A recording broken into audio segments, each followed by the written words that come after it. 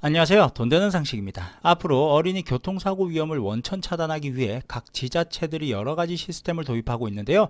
횡단보도 주변에서 스마트폰 사용을 원천 차단하는 스마트폰 사용 제한 시스템을 도입하거나 AI를 접목한 스마트폰 스쿨존 보행안전 시스템을 운영하는 등 안전한 보행 환경을 조성하기 위해 적극 나서고 있다고 밝혔습니다. 그럼 오늘도 빠르게 알아보도록 할게요. 시청하시면서 좋아요 한 번씩 꾹 눌러주세요.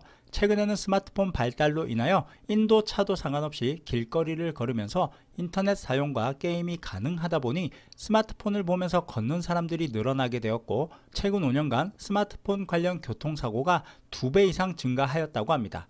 하지만 이는 성인뿐만 아니라 초등학생들도 40% 이상 스마트폰을 보면서 보행하는 것으로 알려져 있어 스마트폰을 보면서 주변을 확인하지 못해 발생하는 사고 위험에 노출되어 있습니다. 하지만 앞으로는 어린이 스쿨존 주변에 들어서게 되면 스마트폰 사용이 제한될 수 있습니다. 초등학교나 어린이집, 유치원 인근 500m는 어린이 보호구역으로 지정되어 있는데요. 계속된 추가 정책으로 어린이 보호구역에서는 자동차 속도를 시속 30km로 제한을 하고 주정차 위반 등도 금지되어 있으며 사고 발생 시 가중처벌되고 있지만 어린이 사고는 끊이지 않고 있습니다. 이에 여러 지자체에서 걸으면서 스마트폰 사용을 제한하는 서비스를 시행하고 있는데요. 스쿨존에서 보행 중 스마트폰을 사용 제한하는 시스템을 도입하고 있습니다.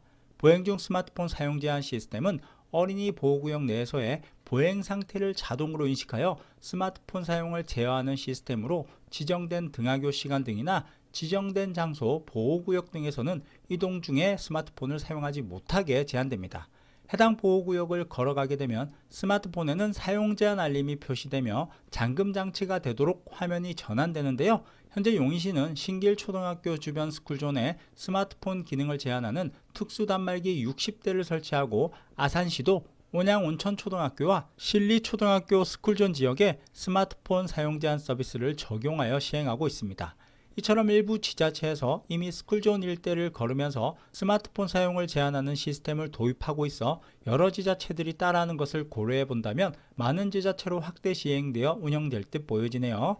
다만 무조건적으로 스마트폰 사용을 하지 못하도록 막는다면 문제가 될 수도 있기 때문에 응급전화와 부모 전화번호 등 사전 등록된 필수 기능은 사용이 가능하다고 합니다.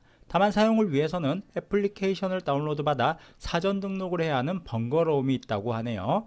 이처럼 스쿨존과 관련하여 법이 강화되고 처벌 수위도 높아지며 아이들을 보호하기 위한 정책들을 내놓고 있는데요. 스쿨존에서의 사고는 자칫 대형 사고로 이어질 수도 있고 처벌 또한 강화되어 있기 때문에 운전자분들은 가능하면 스쿨존을 우회하는 방향으로 운전해야 하지 않을까라는 생각을 하게 됩니다.